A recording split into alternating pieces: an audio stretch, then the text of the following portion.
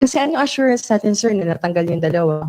Pag nag-die down yung issue, baka bumalik yung practice kung ito nga yung practice doon, sir. Kasi maraming involved, hindi lang dalawa para ma-smuggle yung mga bigas, sir. Tama po yan, pero I think naramdaman nila ang galit ng presidente. No?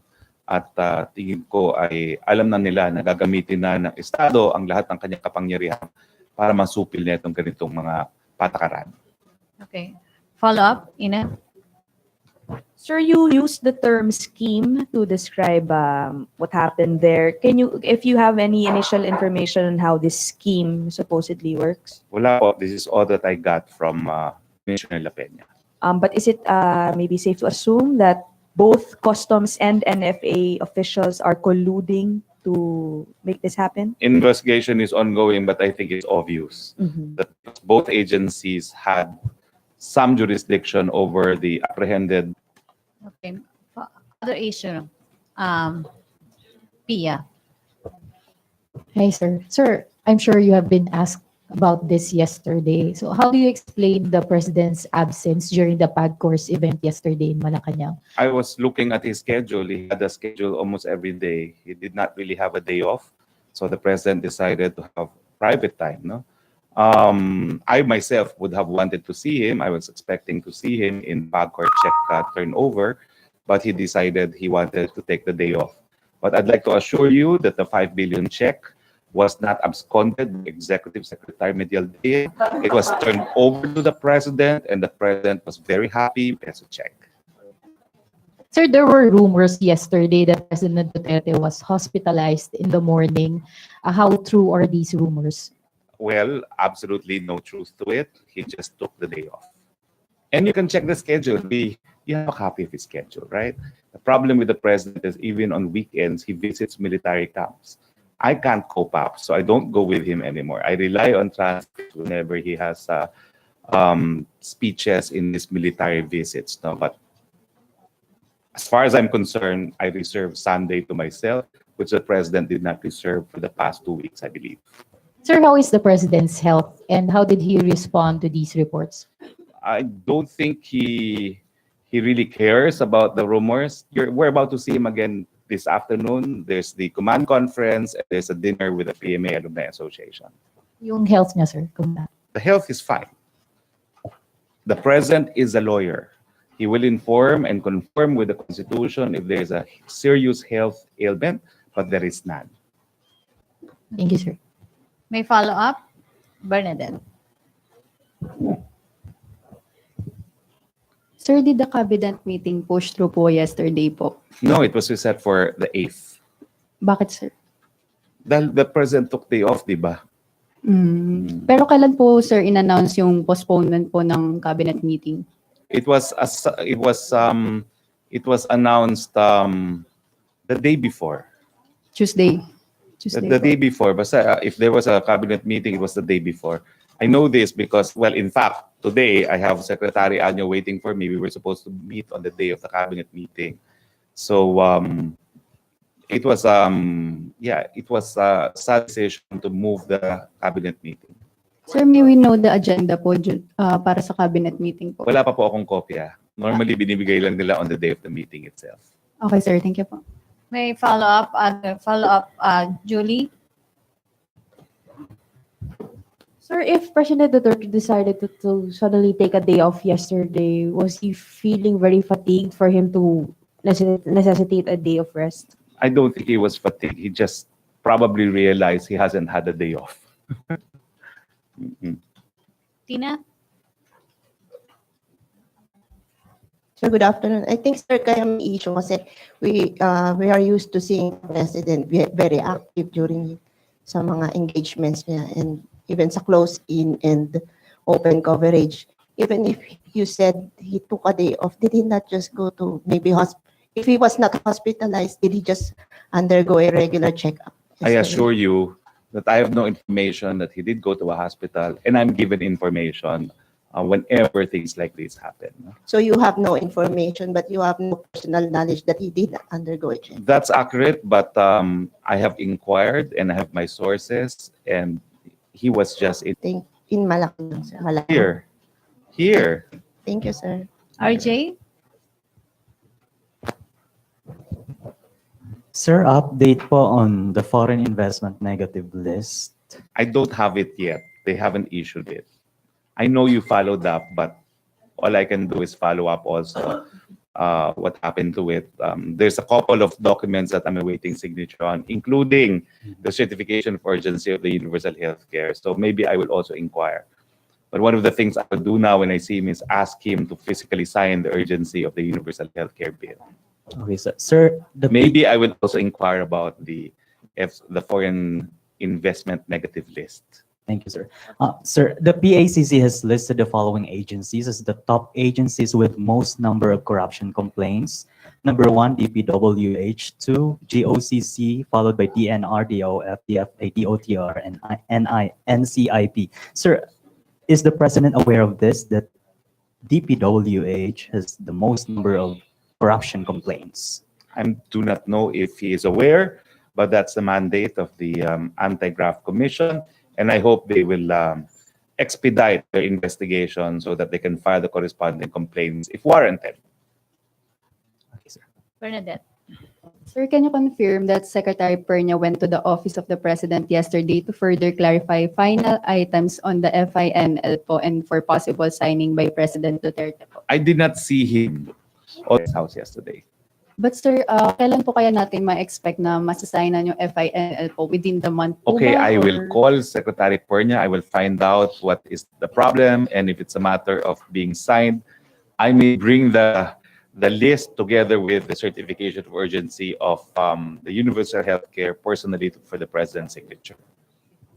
Sir, damay ko lang. Yung sa World Bank po, sir, may we get the palace reaction po dun sa pag-lower po ng growth forecast ng World Bank po sa country from 6.7 to 6.5 po. And the bank also noted that high inflation can cause slowdown of poverty reduction po. So what's the palace take on this po? We respect the lowering of forecast, and we note that the lowering is not really a major lowering. No? It's 0.2. So we expect the Philippine economy to still grow at a very robust growth rate of 6.5.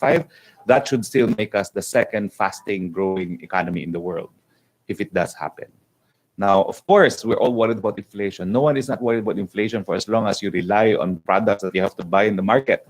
But as I said, we have taken measures to check inflation, including administrative order number 13 and memorandum order number 26, 27, and 28. This is without prejudice to the application of what is provided under the trade law, which is the suspension of increased excise taxes if the price of crude oil reaches 80 for a period of 3 months. In addition to that, we are actively, of course, distributing the conditional cash transfers, the unconditional cash transfer under the train law, the Pantawid Pasada program, no, as measures to help alleviate the effects of high inflation rate. Are we still on track, sir, on poverty reduction targets po? I believe so. That's why we're spending more now on alleviation measures. Sir, thank you po. Joyce Balancio.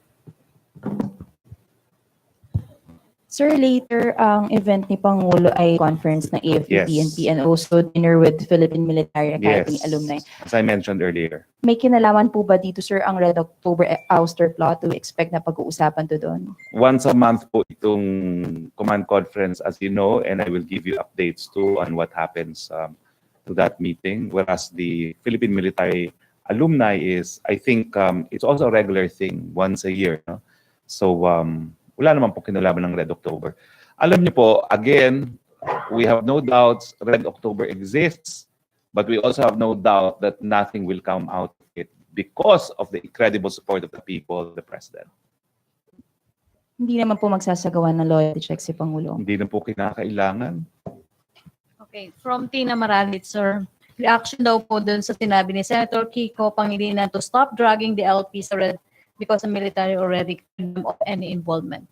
Well, I don't think the military cleared them at all. I think the intelligence report remains. Investigation is ongoing, and if we obtain additional evidence, then perhaps it will be followed by the filing of cases. Let's allow our law enforcement agencies to do their work. Okay, thank you. Rosalie? Sir, sanction ni Pangulong Duterte yung pagre-release ng info ng AFP regarding sa red tagging ng 18 universities and colleges. That's intelligence report of the AFP. That's their job. Pero- and quite frankly, if you ask me, it hardly surprises me because, of course, the CPP-NPA will try to recruit students. But the reality is, none of the schools, I think, will openly endorse such a recruitment. And of course, this recruitment undertaking in a secret manner, no? So it's not as if they will have a booth for students to enlist to become members of KM or CPP-NPA. But let's face it, they are recruiting. It's not a cause of worry. It's just a statement of fact. But we have no doubts that none of the schools are openly supportive of such initiatives. So sir, ito po yung inline dun sa binanggit niyo po nung nakalipas na ang magagawa ng Duterte admin ay ihayag sa publiko yung mga efforts. It's a statement of fact. At alam nyo, ambisyoso talaga yung CPP-NPA. Tagal-tagal nga nilang gustong buwagin ng gobyerno, wala naman nangyayari sa kanila. So dream on. Pero sir, ang binabanggit po kasi ng mga student activists, mas open sila sa repression and abuses dahil po sa bibigay ng ganitong 2 klaseng taon na po ang information. presidente, wala naman po pinapa-arestong kahit sinong estudyante pa, no? So pabayaan nyo sila. Ang presidente nga po, napakataas ang tolerance sa freedom of expression. The one thing we have to give credit to the president, no?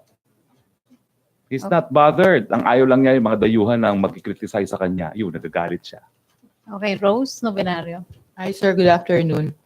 Sir, Yes. alam ba ni Presidente yung pagsibak dun sa number 2 man ng PIDEA dahil sa di umano'y pagkakasangkot dun sa nawawalang 6.8 billion shabu?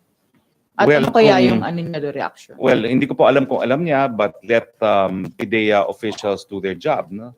Kung nagsibak sila, and there is of course security of tenure towards employment, they must have good grounds. No? So we trust that there are good reasons for the termination. So hindi kaya ito contradiction dun sa sinabi ni Presidente na yung 6.8 billion po yung sa magnetic filter 2 na parang sinabi niya ano lang yun hindi totoo na may lamang shabu yung magnetic filter. Pero sa budget hearing ng PIDEA, inamin ni Director General Aaron Aquino na yun nga mismo official nila sangkot Well, hayaan na po natin sila dahil sila nakakaalam ng mga katotohanan dito. No? I'm sure there was a process before they decided to terminate, and we stand by that decision. So ano yung marching order po sa PIDEA na tungkol Gawin dun nilang sa trabaho nila, no? Kung meron talaga nakipagsabuatan sa mga drug smugglers, sipakin silang lahat, no? At patawan ng parusa. kasuhan, sir? Kasuhan, siyempre, hindi lang tanggalin. Thank you. Okay. Babalik muna tayo sa Red October. Henry. Secretary, yung binanggit ng Pangulo na eliminate all rebels. Ano po ito? Anong konteksto nito? Context is he wants to end the insurgency by next year. Ano po ito? Shoot on the spot? Pag nakakita ng NPA ang polis at sundalo, barilin agad? What is that? They have to comply with the laws and customs of warfare. There are rules applicable to non-international armed conflict, and of course, every professional soldier or policeman will have to abide with IHL. Ang NPA ang ikinoconnect ang primary mover nitong Red October, pagpapatalo sa Pangulo. Hindi mo na pag-uusapan ng total war, all-out war laban sa NPA. Eh, alam niyo, meron naman talaga tayong putukan laban sa NPA. So, ang katotohanan, kay all out, kay hindi, eh mahina naman talaga yung NPA. They have pocket territories. The ICRC classifies them as low-intensity conflict. So, hindi naman talaga sila napakalaking banta, as in fact, they only have pocket territories. Now, that's important because yung applicability ng laws and customs of warfare will only apply in areas which are actually controlled by the NPA. No? So, kakaunti naman po ito. So, ang pagkakautos ni Presidente, kaunti lang naman yan. Sige, tugisin na natin at tapusin na natin itong insurgency by next year. Pero syempre, the military option is only one. We still offer packages for rebel returnees, and we're still addressing the root causes of rebellion, which is poverty, through our different poverty alleviation programs. So bukas pa rin yung option na makipag-usap ang pamahalaan na hindi lang doon sa anggulo ng localized peace talks. What about yung sinusulong ng mga negosyador natin na usapang pangkapayapaan, ito ba bukas pa? Well, sinasabi natin na habang may buhay, anything is possible, no? Pero hanggang hindi nga pumapayag yung liderato ng CPP-NDF sa complete ceasefire, sa pagtigil ng pangolekta ng revolutionary taxes at yung pag-uusap ay sa Pilipinas, hindi po matutuloy ang usaping kapayapaan. Ulitin ko lang, kung may makitang NPA, mga polis at sundalo, anong utos ng Pangulo? As usual po, no, that according to the laws and customs of warfare, force must be necessary and proportional. Kung hindi naman po mapapaputok ang NPA, dapat hulihin yan and charge them with rebellion. Pero kung magpapaputok po ang NPA, then of course, state agents have the right to use force. Thank you. Last two sa Red October, Celerina and Julie. Sir, regarding dun sa military, for the past weeks, parang apparently 70 to 80% of the president's schedule, yung mga meeting niya with the military, laging may military. Although you mentioned that there's no need for a loyalty check, don't you think that this is tantamount to a loyalty check? Well, ang problema kasi kung titignan mo yung ibang schedule ni Presidente, from day one, ikot ang ikot siya sa kampo. So I wouldn't say na ito talaga ay loyalty check. Talagang from the very beginning, prioridad ng Presidente ang kapakanan ng mga sundalo. Yun na talaga ang polisiya niya since day one in office. But sir, it appears na since lumabas tong sinasabi na ouster plot, ay mas naging frequent yung pagdalaw niya sa mga military camps. Well, siguro hindi yan loyalty check, no? But it's just the President sending the message na importante ang kanyang mga kasundaluhan at ito ay napapatunayan ng kanyang walang tigil na pagbisita sa kanila. Okay, thank you. Julie? Sir, back to the Metro Manila universities. The PNP and the AFP said that they're going to coordinate with the schools regarding the recruitment allegedly of NPAs. Won't this pose a danger of stifling legitimate dissent and academic freedom? I don't think so. There was no order to curtail academic freedom. There's no order to curtail freedom of expression. Everyone should learn by way of example from the President, who has not only practiced ultimate tolerance on freedom of expression, but has also practiced maximum tolerance on peaceful assemblies for redress of grievances. But for example, sir, in the University of the Philippines where you yourself came from, the university does not allow the entry of PNP and AFP personnel. Won't you think that the presence of military personnel might, send a chilling message to the activists that they are being watched or monitored? As far as I'm concerned, the security forces continue to honor that agreement. Okay, Deo de Guzman. Sir, kanina po sinasabi niyo pockets of territories lang ang meron ng NPA, and then basing from the line of your statements kanina, you're belittling the group. Bakit po umabot pa ng more than 50 years yung insurgency nila? Pero alam mo, kaya naman pala ng government. Kasi kapwa Pilipino, yan ang katotohanan dyan. Hanggat maaari, ayaw natin patayin ang kapwa Pilipino. No? At saka, come on. Sila na lang ata natin tirang Maoist in addition to the one in Nepal. No? The original Maoists have become billionaires. Dapat sila lahat mag-group tour sa People's Republic of China, makita nila kung ano nang dapat nilang gawin at tumigil na silang encircling the cities, no, in order to bring down the establishment. Kalokohan na po yan. Ako mga masig na kayo sa katotohanan. Naiwan na kayo ng panahon bago na po ang mundo. Following that, sir, sabi niyo po next year ay matatapos na yung insurgency, matatapos na ang NPA. Ano pong bago na gagawin ng government? Hindi naman goal naman yun. Ikaw naman. Ano pong bago na gagawin ng government? 50 years na po sila. Ano pong bago na gagawin ng government to stop that? Ang bago po sa akin yung package na binibigay natin sa rebel returnees. Bagamat sinasabi natin na kaya natin silang sugpuin dahil meron tayong malakas na hukbong sandatahan, meron pa ring compassion, no? Na kapag naman sila ay sumuko, tutulungan natin sila magkaroon ng bagong buhay. Meron po bang ganong parang pag-asa na ipapakita talaga ang government doon sa mga members nila na talagang may maibibigay na pagbabago ang government sa kanila? Well, ako po kasi nakamit na ako na isang Amazona na talagang nag-surrender, no? At nakakahabag-damdamin yung kwento niya, no? Nung nasabi niya na napakatagal niyang nahiwalay sa kanyang anak at na-realize niya na talagang mali naman yung pinaglalaban ng CPP-NPA, no, na talagang po pwede naman makamit yung mga gusto natin sa mga mapayapang mga pamamaraan. So hindi po ako pessimistic na mas marami pa tayong mga galing sa NPA kasama na po dyan o dahil na po sa mga pangako ng panibagong buhay galing sa gobyerno. So yung persuasive power po ng Presidente malakas. Tingin ko po, dahil lalo na po dun sa Davao where they're most active, no, dumadami rin po ang mga rebel returnees. Okay, Thank you, Christine sir. Abendano.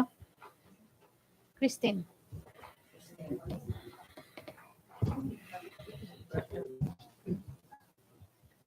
Hi, sir. Sir, just to clarify, you said parang may maraming cabinet secretaries yesterday sa guest house. So, yun ba yung supposedly there was supposed to be a cabinet meeting yesterday?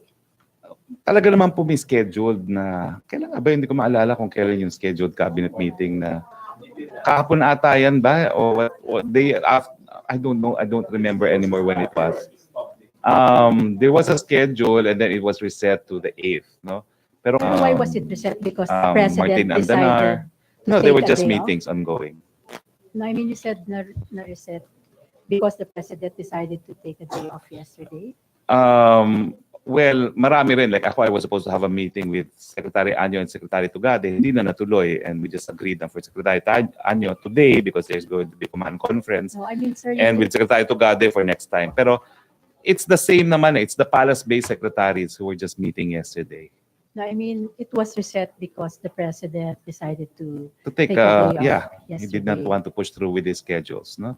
Pero have you seen the president or talked to him? Well, as I promised Senator JV that for the certification of urgency of the universal healthcare, that if need be, I will go to his residence and I will take a picture of him. But I don't think that will be necessary because there will be a command conference later and a dinner with the PMA. Why would you say na you need to take a picture, sir? Para nga matigil na yung talk, no? There's, lahat kayo texting me about his health. Ano ba naman ang gusto niyo pa sabihin ko? Sinabi ko na sa inyo, siguro naman may track record ako na kapag seryoso yan, sasabihin ko. Pero hindi naman talaga, no? Maraming wishful thinking dyan. Makarma sana yung nagwi-wishful thinking na magkasakit ang presidente, no? So mamaya may video, sir, or picture. Hmm? May video or picture because it's closed eh. Ay, di ako na kukuha ng picture. Sige, o ayan. O sige, ako na magkukuha ng video, magpapabati ako, nagpapabati si Joseph Morong, sabihin ko, o ayan. Follow up, Ina. Sir, just to be clear about it, are you confirming that there was supposed to be a cabinet meeting yesterday? Because it's not, Hindi ko it's not maalala in the kung schedule kailan given to yun. us, sir. Wait, when was it? Kailan ba? Wait, hindi ko maalala kung kailan yun. May regular naman yung mga cabinet meetings, di ba? Was it supposed to be yesterday? Wait.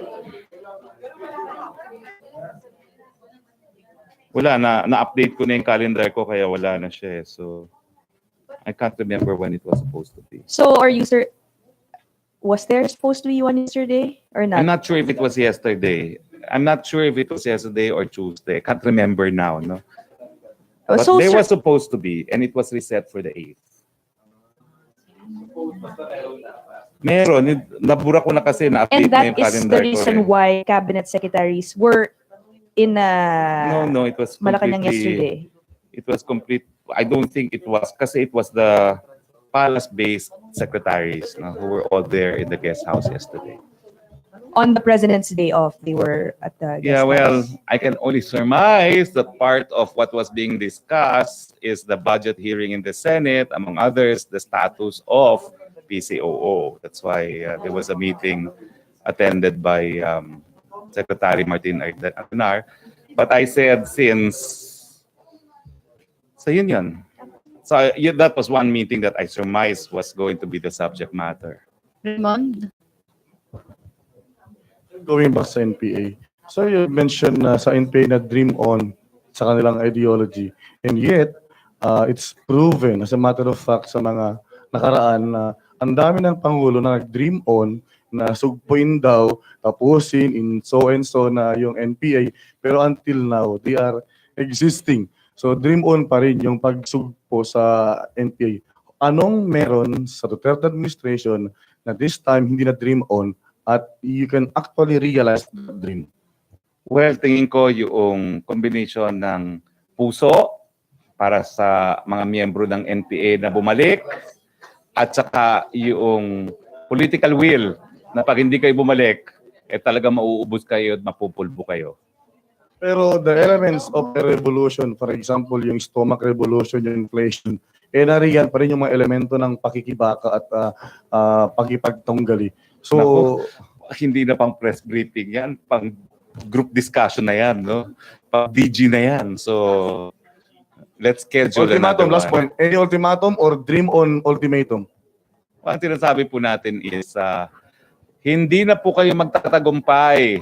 So sa mga mandirigma ng NPA, yung inyong inspirasyon na China, kapitalista na po, hindi na po sila nakikipaglaban, nakikipagnegosyo na po sila, nakikipagkalakalan na sila. So kung gusto ninyo, pumunta na lang kayo ng People's Republic of China at mag-ambisyon na rin kayo maging bilyonaryo gaya nung mga mga kapatid ninyong Maoist sa People's Republic of China. Okay, last, Gumising na kayo sa katunayan na laos na yung paniniwala ninyo. okay, last 4. Laos na. RJ, Pia, Joseph, and Nestor.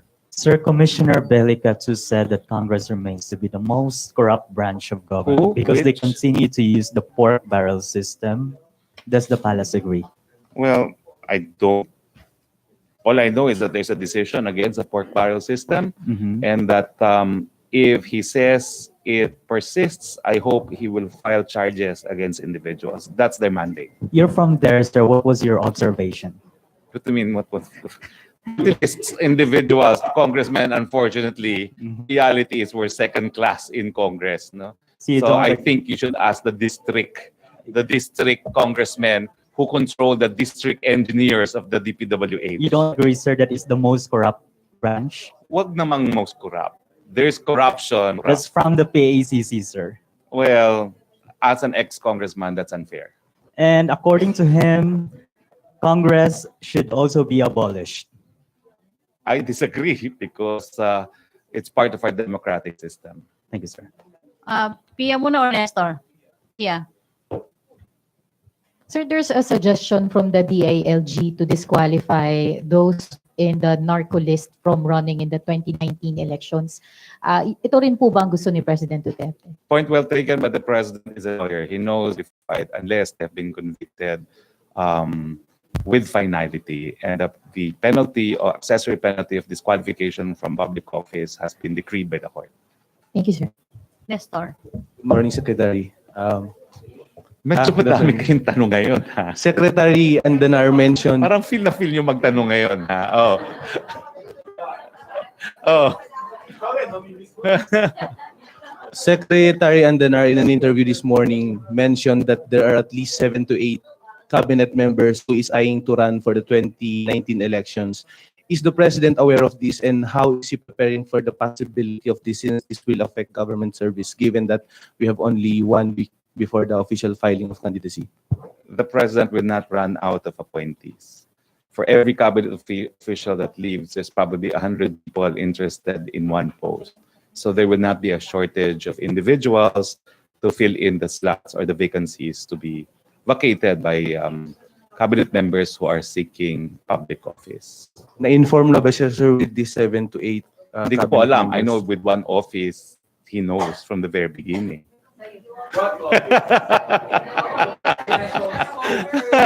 Nestor?